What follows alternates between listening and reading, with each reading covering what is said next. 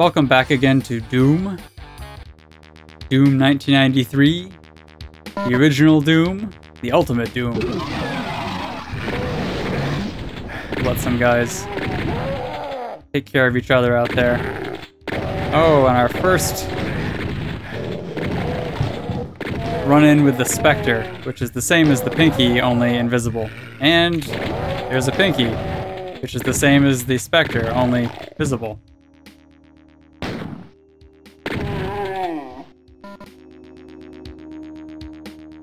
And actually, we can't go over here just yet. So this is a pretty interesting level. They get more and more complex as you go. There's a very good learning curve as you play through. And what's really interesting about these levels is they weren't designed in any meetings or anything. The level designers just kind of made them. They knew, of course, where they were going to go. Like, you knew that you were making E1M3, so it should be only as difficult as E1M3 should be, coming after E1M2 and before E1M4, if I can count. Get some pickups here. And you can see that since I have the blue armor and I'm over 100, I can't pick up the green armor.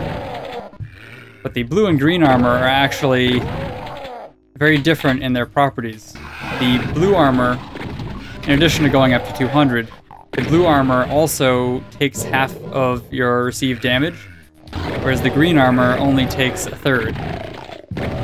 So there are very limited circumstances where it's actually better to avoid picking up the green armor when you can, and just sticking with the blue.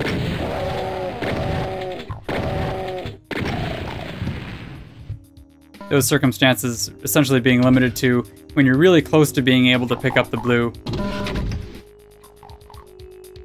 Some of these secrets, you have to run really fast to pick them up, or to get to the lowered floors.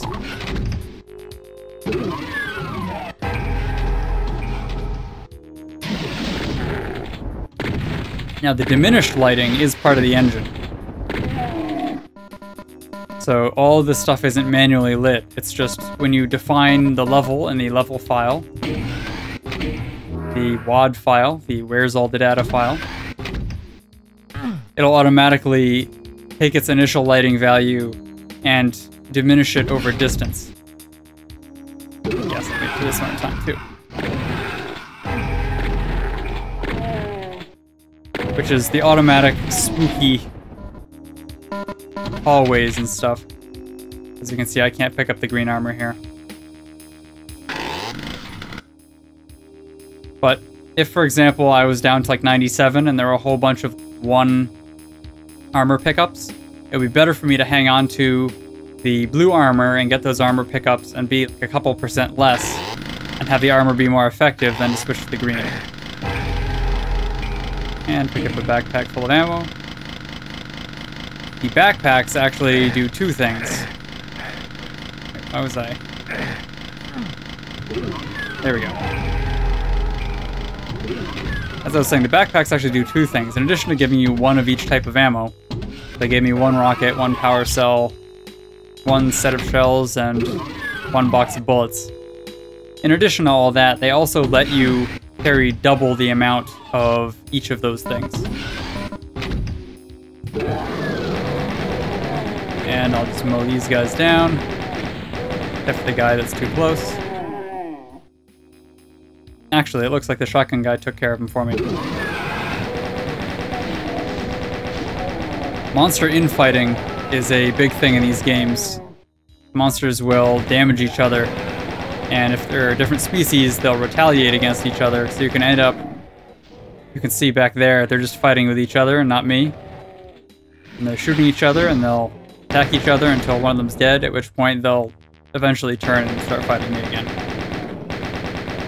And if I can just tiptoe on this edge. Okay, maybe not. Some things can be triggered. In this case, it was a switch, so I wasn't actually doing the right thing. But some things can be triggered just by just tapping the location. That was a mistake. That's the problem with using the scroll bar, or scroll wheel, for weapon choice. But since there is not a real 3D definition, you can do some interesting things where you can trigger a thing to happen, trigger a switch, if you're at a different vertical location from it. And this is gonna get really creepy really fast. There you go. The first time that happens to you, it's poop-inducing. And in the easier difficulties, there's a little lamp to help you get out, but we are not playing on the easier difficulties. And there's a way to get up there too. I don't quite remember how to do it. Like I said, some of these levels are just so packed full of secrets. It's a little insane. But we've got the blue key and the yellow key. I think, I'm not entirely sure, but I think this is one of the few levels that actually uses a color key for a secret, which is very rare. Here are these guys. And I picked up that armor. Because there's plenty to go around. And these are the first few levels of the game, so it's not a big deal. I am going to occasionally quick save, just so I don't have to replay large portions of the game. Quick saving itself wasn't really a thing in the initial games, but they did let you save in a save slot. So what I did was I just bound a save slot to a button, so I can just really quick save to that save slot, just in case. And here is an exit. But I am not going to go to that exit, because there is a secret exit back towards the beginning. There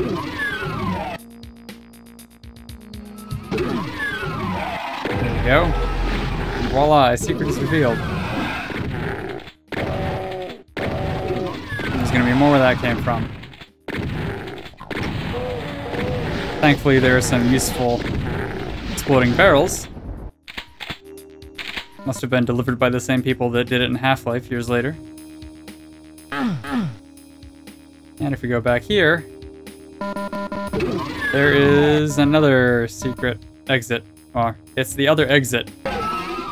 And I'm missing 2 secrets, but I think we'll live.